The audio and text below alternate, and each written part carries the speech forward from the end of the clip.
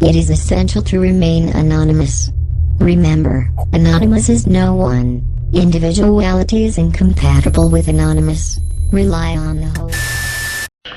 The transhumanist idea, these are utterly detached from anything that anyone in this room or this world at this stage needs to worry about. There's so many fantasies out there about this nefarious elite and all the shit. Well, but Jack Fresco talks about the transhumanist idea when he says that machines have to merge with humans. I mean, that's the idea of the transhumanist agenda. That concept in and of itself has no negative or positive attributes. There's nothing positive or negative to it, and it has no relationship to anything any politician has to say. Are you saying that Jack Fresco saying that is crazy, and that crazy idea of transhumanism is crazy? Yeah, we need to move on. No, not at all. What I'm saying is that, first of all, Jack Fresco doesn't talk about, quote, transhumanism.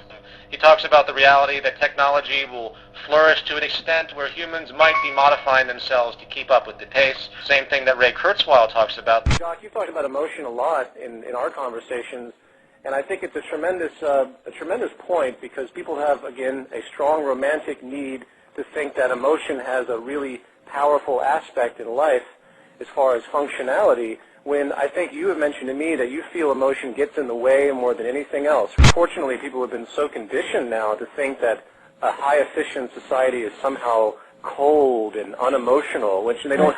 And it is, in fact, somewhat, because we're eliminating all the problems of those emotional tendencies. These are technological, evolutionary things, just like somebody with Parkinson's disease has a chip in his head that can have software uploaded to it. He's not a fucking transhumanist. He's just a goddamn patient that has a fucking thing in his head that he needs it for.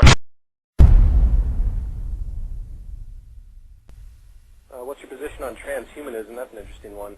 To think that we can't grow, say, a liver eventually and put it into a person, does that make them a transhumanist?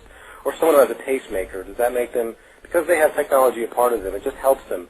Someone who wears glasses, you know, that is a combination of man and machine on a very simplistic level. And so is the way we function. Use of a calculator is also a combination of our mental processes being delegated to machines. So the fear of transhumanism, I don't understand why people are so afraid of it. I have a general appreciation for technological advents, and transhumanism could be a positive thing. I don't think it really even needs the name transhumanism. Frankly, you just need to recognize that we can improve ourselves and machines and nothing more. I'm going to have to go to somebody else, though. Yes, but wait, last question, please. Last question, please. I mean, they are advocating for this. No. It's somebody else's turn. No. But please, all right, hold on, stop. Can I? One more question. One more Make question, it really short. Yes. Okay.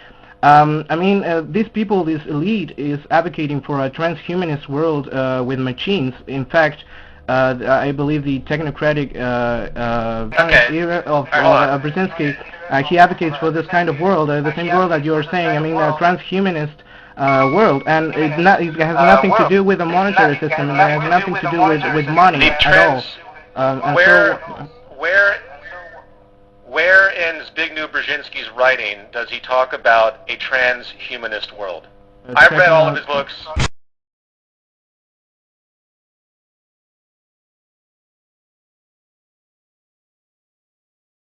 The technotronic era. Do you know that book? Okay. It's the issue of these points. I think are ultimately kind of pointless to talk about.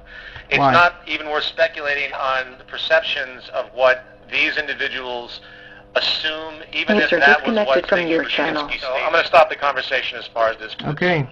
These are not relevant points. How, but it is relevant to debate something. I mean, how it's not relevant to discuss something?